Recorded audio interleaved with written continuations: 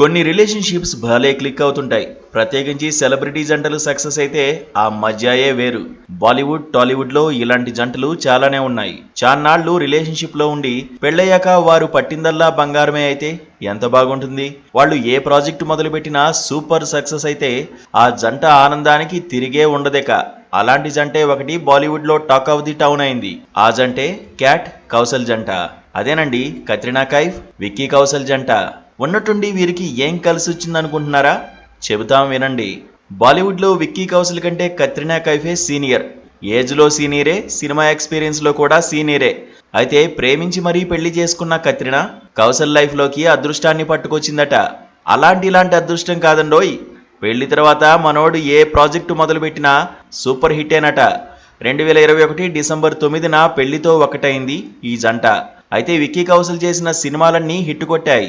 తాజాగా రిలీజ్ అయిన చావా ఏకంగా రికార్డుల్నే తిరగరాసింది. దీంతో మనోడు ఫుల్ ఖుషి అయిపోయాడట. కత్రినాను వదిలిపెట్టి బయటికి కూడా వెళ్లడం లేదట. 2022 తర్వాత కౌశల్ చేసిన సినిమాలన్నీ ఆయన కెరీర్లోనే బెస్ట్గా నిలవడమే ఇందుకు నిదర్శనం.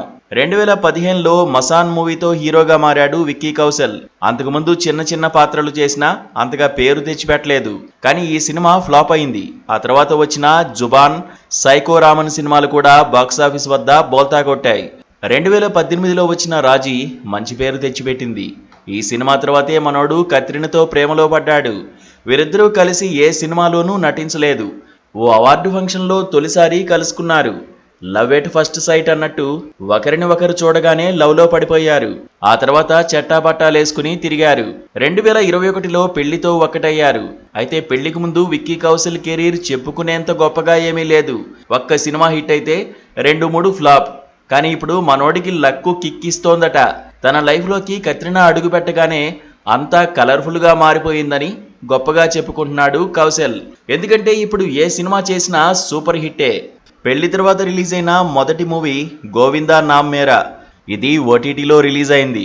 హిట్ టాక్ తెచ్చుకుంది. ఆ తర్వాత వచ్చిన జర హట్కే జర బచ్కే కూడా మంచి కలెక్షన్లు తెచ్చిపెట్టింది.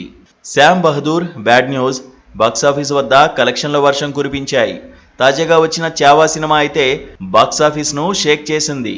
పెళ్లి తర్వాత విక్కీ కౌశల్ 6 సినిమాల్లో నటించాడు. ఇందులో 5 సూపర్ డూపర్ హిట్లే. The great Indian family movie ఒకటే కొంత నిరాశపరిచింది.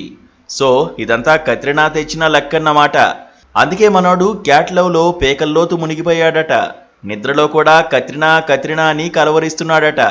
ఇక్కడ ఇంకో విషయం చెప్పుకోవాలి. సినిమాల్లో కూడా కత్రినా సీనియర్ అని చెప్పుకున్నాం కదా.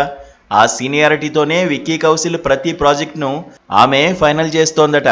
అందుకే ఇన్ని హిట్స్ అని బాలీవుడ్ టాక్. ఇక కత్రినా మాత్రం పెళ్లి తర్వాత సినిమాలు తగ్గించేసింది.